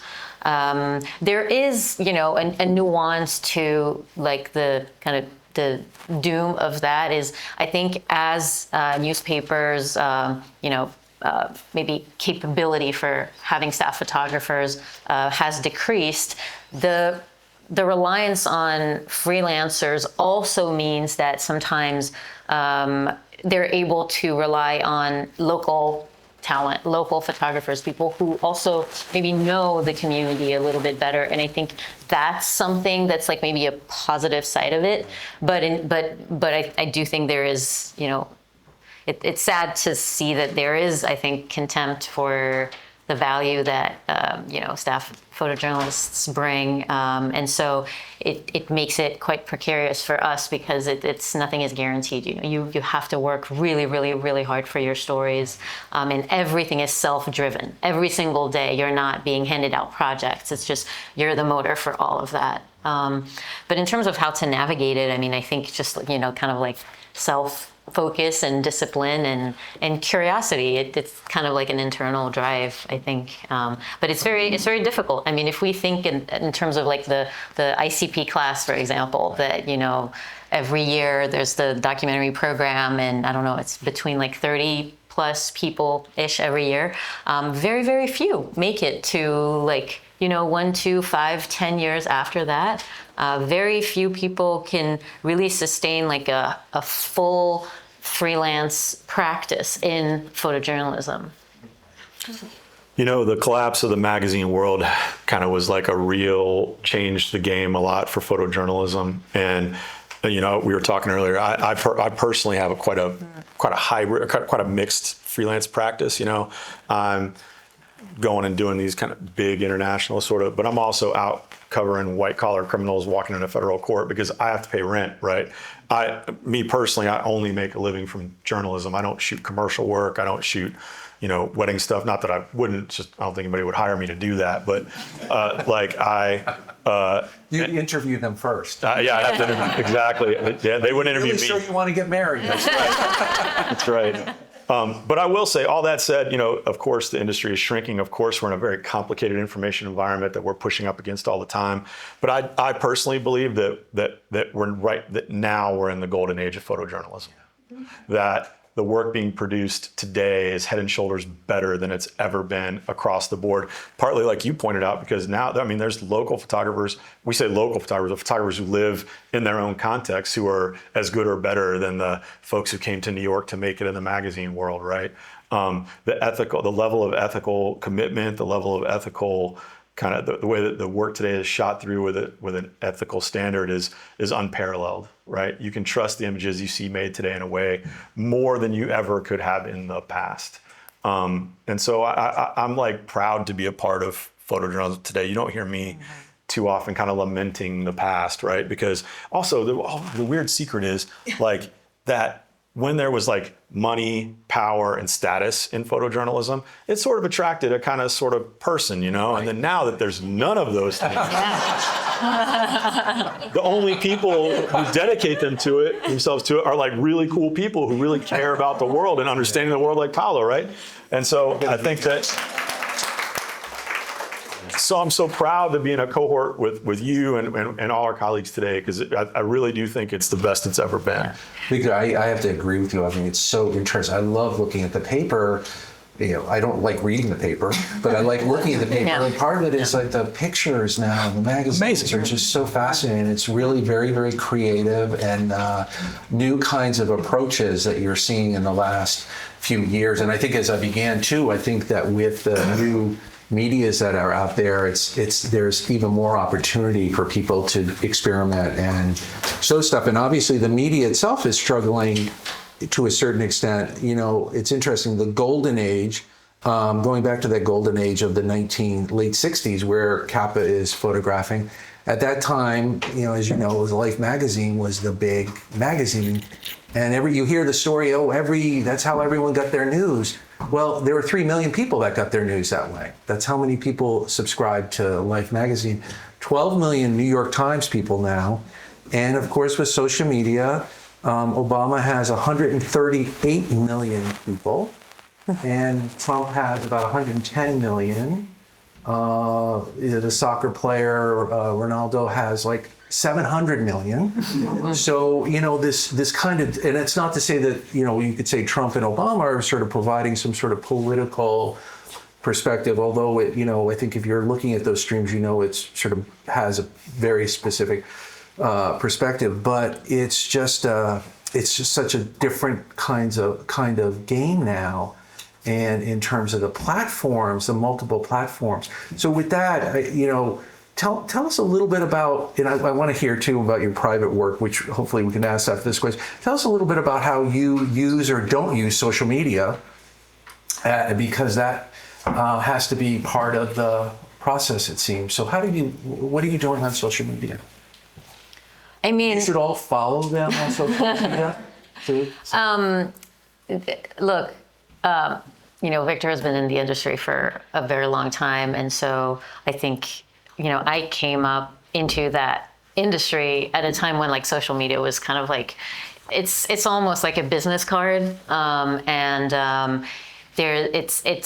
hard to get around it, I think, because today a lot of editors, that's where, even in their downtime, that's where they notice people, that's where they see like what are you up to? And unfortunately, if you don't pay attention to what's on there, you know, those are opportunities that could be lost. So the one thing that I will say, though, is that the algorithm has gotten so terrible on Instagram that now I don't care. I post my pictures, and whatever the reach is it is what it is.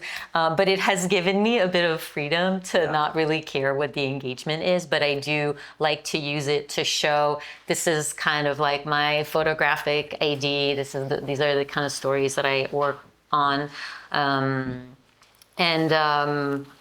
you know, just kind of like it's like a teaser. It's like a teaser, but you know, hopefully then you get opportunities like today, or like the long-term work that you do. Or I liked what you mentioned about earlier in your presentation about the importance of captions. Like we're telling stories, and I don't believe that an image can, you know, sometimes it can say 1,000 words, but sometimes it really cannot. Like if I don't know what I'm looking at, like I can't, you know, I'm not going to pretend. And so words are so important. And so having the platforms and the opportunities to expand on the work and the pictures that we make, not on like a little square that people won't take time to read, that's where, you know, that's what's important. But I think, you know, social media can't be the end all be all. And I think we can't get around it today because that's where editors are. But yeah, there's so much outside of that. Yeah. It also can be an auxiliary to publishing, right? So, you know, your editor, you work on a project forever, and your editor chooses, depending on how lucky you are, how much space there is in print and how much space there is online, a set of pictures.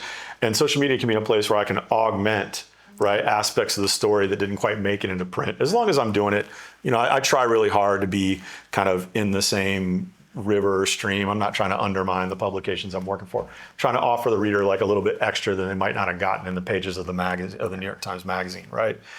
So in that regard, it's cool.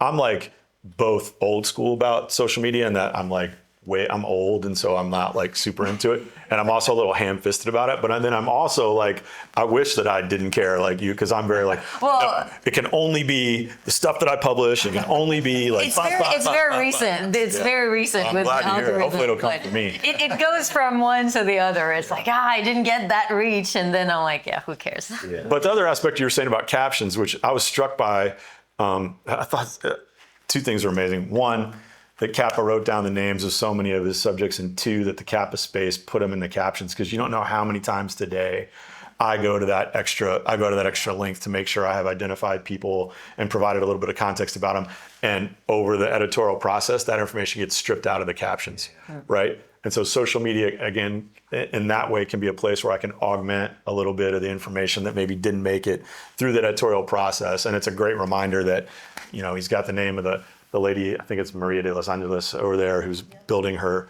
cardboard house on the street, right? Like, that woman's identity survives through the decades, now through through the centuries, right? Because of the care of the photojournalists and the care of the curators who continue to include it.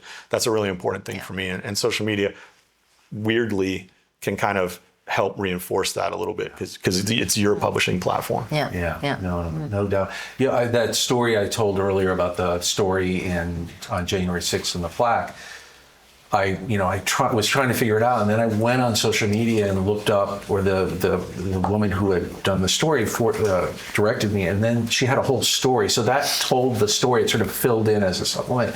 But I think the other thing that's worth noting too is, and I mentioned this a little bit with the school, the children who were killed in the school bombing, is now. And this is always the case, but now the photograph is a photograph to be negotiated, right? It's to be negotiated. If you think about one of the most famous documentary photographs that we know, which is, and it's on the Capa space. I didn't have an image, so you should go on the website and look at this image. It's the Robert Capa's famous picture from D-Day. And the story of that picture, which many of you may know already, but basically he's on the beach. He was part of the first wave. He takes these pictures. It's disputed how many pictures he took. He goes back to the ship. He ends up taking his rolls. He claims he has about 110 pictures. The pictures are messed up during development, but he ends up with 10 pictures. Those pictures, and I looked this up, and I know there's a better explanation of this at the Smithsonian, but June 6th is the invasion. They make it to London, June 7th, and they appear in Life magazine, guess how long? 2 weeks, right? Wow. So time, I was saying that the two killings in Minneapolis happened within a 2-week period, right? And so this idea of time, but I would just say in terms of the document, the immediacy of the picture, and I think the new role that we have as readers of images and citizens is really to see the image, but then say, I've got to research this image and figure out what it says. So even the caption says one thing, and it might not necessarily be what it is. So with that point, I'd also just say the interesting thing that I've been following, and this example I gave, is just this idea of visual, I call it visual forensics, but the New York Times uses a different term, which started in 2017. So they have an actual group, and they do much of what you're doing, from looking at satellites, doing mappings, doing analysis, but really to sort of prove the image. And again, that event happened with the school, and then it was a few days, and then there was a word that something happened, and then there was images, and then they had to read those images and authenticate them. So in a way, it took them about a week too to sort of get to the bottom. Well, the visual investigation part. I mean, it's really, I don't know if you guys saw it, and I'm not going to debate the content of it, but there is a documentary that recently came out called The Stringer that puts into question the authorship of the picture of the Napalm girl during the Vietnam War, and it's really fascinating to see how they're using tools, modern tools, to try and understand where was the photographer who has been attributed the authorship for decades. Where was he positioned? Where is he in other footage of that scene in relationship to that girl? And there's just this whole way to discover, okay, like to authenticate. Yeah. And I mean, today with AI, that's going to be, I think, just like visual literacy and really pushing people to go beyond what's being served to them is going to be critical. No, and I would just say this is why a place like the Capa space is so important. But even if you think about our world, we are a world of images, but there is, other than like if you take an art history course, there's no courses, there's no curriculum about how to read images. But anyway, that's a whole other, that's That's a great point. I'll get on my soapbox about that, but I do think that is going to be so critical in terms of learning going forward. And it has moments in curriculum, particularly in college, but it's not really there. So I want to hear more about your private work and how you, it's interesting. A lot of times you have these cases where photographers are covering a story. They take the story pictures and then they do something, sometimes they call it personal work. Can you talk a little bit about that and how you differentiate that in your mind of the creation of an image? I think I would see personal work as, work that isn't being done on assignment, that it's like driven by your own personal curiosity around certain topics, time investment, resources that are just eminently, like there is no external input. It's just, your own drive, your own resources, your own time, your own curiosity, your own bandwidth, and your kind of, leading projects for a certain period of time. A lot of I think, personal projects also, there's like a time quality to it. I think it's because you're interested in a subject matter, you really take the time to understand and to be an expert of the subject. And I think it's less driven by necessarily publication opportunities, maybe down the line, but I think we need a space to have the freedom to conduct work that isn't dictated by the headlines or the current news or these other external influences. And a lot of the time, I think it becomes some of the most interesting work. Yeah. It's funny. I think a lot of the bulk of some of these big projects, a lot of the pictures are ones I took completely when I wasn't on assignment for that reason, right? Because the drive to take the pictures, the kind of thing you're trying to get at is outside of the editorial prerogative. Yeah. Of course, even when I am on assignment, I'm trying to make a picture that has an idea behind it. I'm trying to make a picture that resonates metaphorically somehow. Another way to kind of describe our job is we want to try to we want folks to pause for just 5 seconds. Just 5 seconds, that's all it takes. If I can get somebody to pause for 5 seconds instead of turning the page, I've done my job. Those 5 seconds are gold to me, that little bit of attention.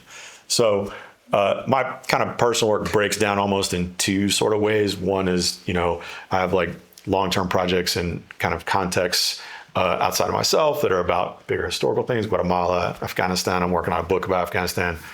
But at the same time, I'm photographing my personal life, my family and friends for the whole time that I've had a camera, from when I was in my 20s to now in my 50s. And so now they're all old and have kids and that are going to college and stuff. And I also spent many years photographing my own grandfather before he passed away. And the kind of key aspect of that to me is that I take the same approach across the board, right? Like if you would look at those pictures, you wouldn't think that I was, in short, I'm trying not to make my family look cool.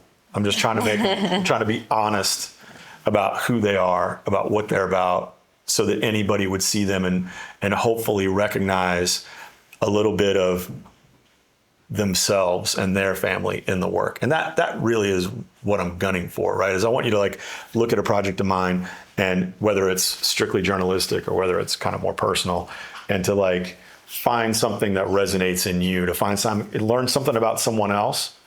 And through that process of learning about someone else, learn something about yourself. That's the real key. Yeah, I really resonate with the idea of you're experimenting and you're finding things about yourself. One of the very first projects that I was working on, and that was during my time at ICP, I worked on, I got to ICP from a place of just very kind of street photography, but I was this is just too, I don't know, I just felt contrived and like show and tell, and I was just looking for something more poetic, a little bit more like I wanted to challenge myself in that sort of creative lens. And I started doing this very conceptual project on these two friends who spent most of their time in virtual reality. And like the pictures that I made, just like, people did not understand what I was doing. For like months on end, I was trying to crack something, and I was making all kinds of pictures, and I was taking the large format camera and I was photographing through like headsets, and I was like just doing weird things, and like it didn't make sense for a very long time until it did. And then people were like, okay, I get it. But it takes so much self-confidence to push through and to be like, I know you don't get it now, but you will. I promise, you will. And so I want to try to open it up now. Thank you both. I could ask a million questions, but I'm going to go for this. We're already at 5 o'clock. You all have been very patient. So questions? Yeah, in the back. Question, since everyone today seems to be able, with their cell phones, to take pictures of news stories, either when you're both at an event, how do you separate the truth from the non-truth? Or how do you separate the politics from what really has happened? Well, for us, the key aspect of what we do is, especially as freelancers, but not just as freelancers, as professionals in general, is, our credibility is kind of the currency we trade in, right? Our credibility is really everything we have. And that credibility is built up over years and over assignments and publications and experiences. And that's another way that social media can kind of help out with that credibility, is that, I can be in the street and someone can yell at me, and especially now yell at me that I'm fake news and this, that, and the other. And then I can, say, look, hey, if you don't believe me, look me up, look me up and see what you think. And, there's a kind of idea these days that we're inundated with images, that we all see thousands of, and it's true, we see thousands of images a day, and our visual culture, especially with our phones now, our digital information environment.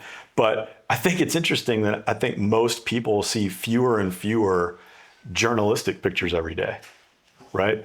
That they see more and more kind of, and I'm a big fan of vernacular photography. I love the iPhone as an opportunity for people to document their own lives, their own families, their own experiences, vacation photos, whatever it is. But you're right.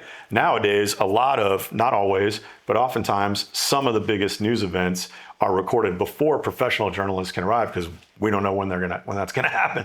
But people who are on the scene and record it with their own phones, and that work becomes a part of the conversation. And it's up to, in the end, I think, news organizations that have honed that credibility and that then kind of push that material out, to kind of serve that, to play that role a little bit.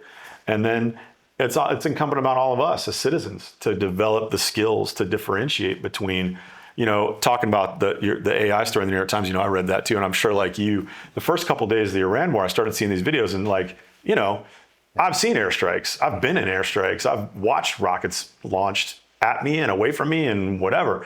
I know it doesn't look like that, So it was like, oh my gosh, this is being absolutely polluted so quickly by these AI fakes. But it's incumbent upon all of us as we move forward, if we want to be engaged citizens, to kind of hone our sort of news literacy so we know the difference. And then, like David was saying, pay attention to that credit, pay attention to the byline. Yeah. What's the source? What's the source? What's the source? It's really, and something interesting. I mean, recently, you go through your social media, and like the algorithm pushes all these things to you that come from like random people that all of a sudden they're expert on something, but then you check their like page and it just makes no sense. Who are you? Like what? And you realize a lot of the time, like, they're like selling you a product of like, oh, power's gonna go out, but if you have this like great, solar, like external battery or whatever, you'll be fine. So, go into my link in bio and, go purchase it. I think like visual literacy is also, I mean, I feel bad saying like it's common sense, but like we really have to ask ourselves, like, where does that information come from? Is there, what's the intent? You know, do people have to gain by delivering that information to you? A lot of it is, you know, rage bait, and unfortunately, those algorithms they tend to push that to you because that's what keeps the eyeballs. And I bet you noticed too, like when we're on a big story and you're on the big story, like the algorithm like explodes for like a day, right? All of a sudden, like the engagement's like crazy on your Instagram, whatever post, and then it like nosedives. Exactly, that totally happened to me. Yeah. A rule of thumb is that they're just, it's a weird thing, but there's no money in this for truth. The money's in the lies, right?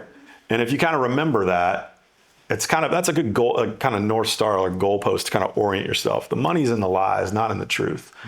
And so, you know, when everybody's looking at, and these companies, they're amoral. They don't care. They want eyeballs. They want time and attention. And so they blow us up when everybody's talking Minneapolis, and the next day when someone's talking about something else, nosedive. So that's a kind of rule, a thing you kind of keep in mind about that. Yeah. Yep, sure.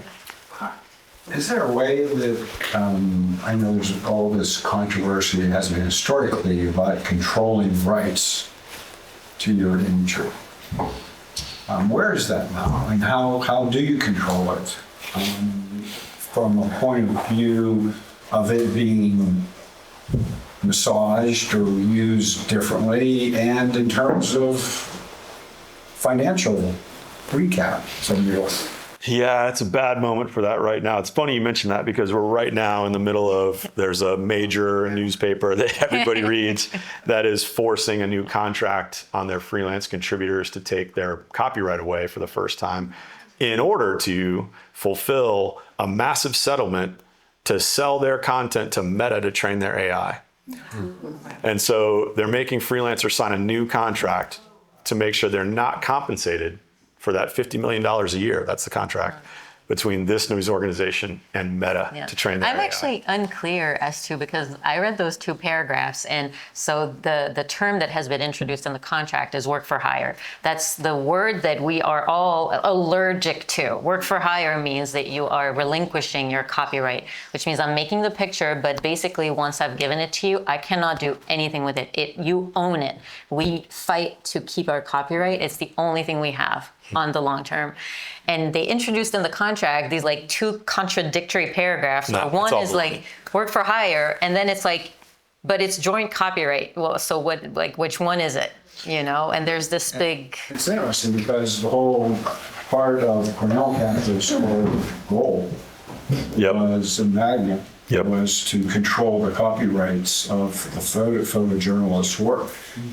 And there was some movement on that, I think, in the late 1990s. Well, the thing that really undermined that was the shift to digital. Still has Magnum for sure, and we has copyright over their images as an artist collective.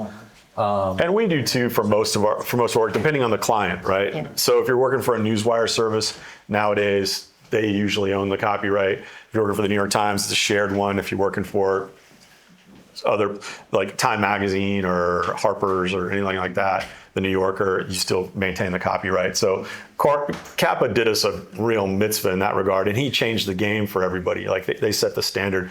Magnum set that standard, but they did not anticipate the coming of the digital world. And as you were talking about before, how important archives were. And that's why the news business was based in New York City for so long, because, you know, all these agencies had file cabinets with all the physical slides in them, right, for decades. And now the value of an archive digital image on Getty is what, 25 cents, $1.50 or something? Yeah, you know, like Bill Gates bought Corvus very early on. He knew what So how are you fighting this contract, or can you? it's unclear if we can. And also we're freelancers, so we have no collective bargaining rights anywhere.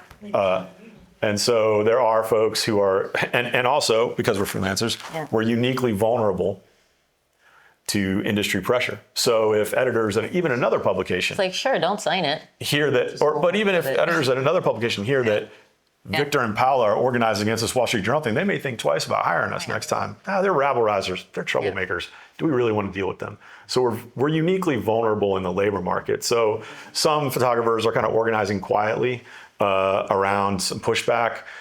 There's been some kind of like informal rejection like, I don't know. What I hear is they can't hire anybody in Seattle right now. Like literally the city of Seattle is like, no one is going to work for them. And so they're having to drive people in from like 6-7 hours away to shoot assignments out there.